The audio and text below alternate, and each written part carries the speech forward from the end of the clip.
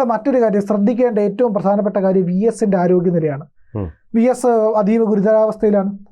അപ്പോൾ പിണറായി വിജയൻ ഇവിടുന്ന് മാറി നിൽക്കുന്നത് ശരിയായിരിക്കുമോ എന്നുള്ളത് വലിയ സംശയമുണ്ട്. VSന് എന്തെങ്കിലും സംഭവിച്ചാൽ പിണറായി വിജയൻ വരുന്നത് വരെ കാത്തിരിക്കേണ്ടി വരുമോ? അപ്പോൾ അങ്ങനെയൊക്കെയുള്ള ചോദ്യങ്ങളുണ്ട്.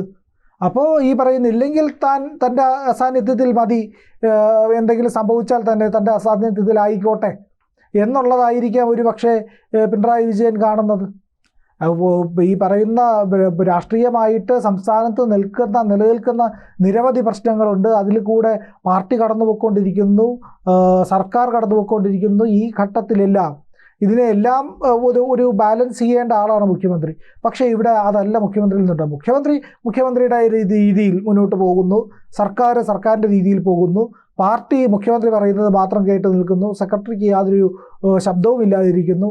ഇതാണ് ഇപ്പോൾ ജനറൽ സെക്രട്ടറിയുടെ അവസ്ഥ തന്നെ അറിയാമല്ലോ. പാർട്ടിയുടെ ദേശീയ ജനറൽ സെക്രട്ടറി തന്നെ AK സെന്റർ ഉദ്ഘാടനം ചെയ്യുമ്പോൾ ഒരു മൂലയിൽ മാറിയിരിക്കുക.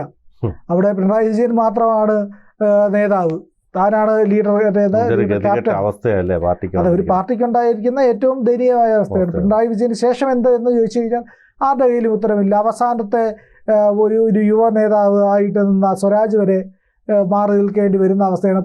തോൽപ്പിച്ചൊതുക്കുക എന്ന് പറയുന്ന പുതിയ നയവും കൂടി അവിടെ പരീക്ഷിക്കപ്പെടുന്നത്. എന്തായാലും മുഖ്യമന്ത്രി വിദേശത്തേക്ക് പോവുകയാണ്. ഇവിടുത്തെ ചികിത്സ കൊള്ളില്ല, ഇത് അമേരിക്കയുടെ ബൂർഷ്വാ ചികിത്സ കിട്ടിയാലേ ശരിയാവുള്ളൂ എന്നാണ് നിലപാട്.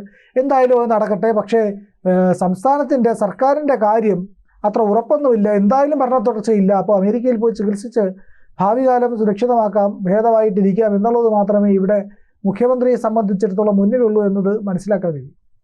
കൂടുതൽ വാർത്തകളും വിശേഷങ്ങളും നിങ്ങളിലേക്ക് എത്താൻ ABC മലയാളം സബ്സ്ക്രൈബ് ചെയ്യുക, ബെൽ ബട്ടണും അമർത്തുക.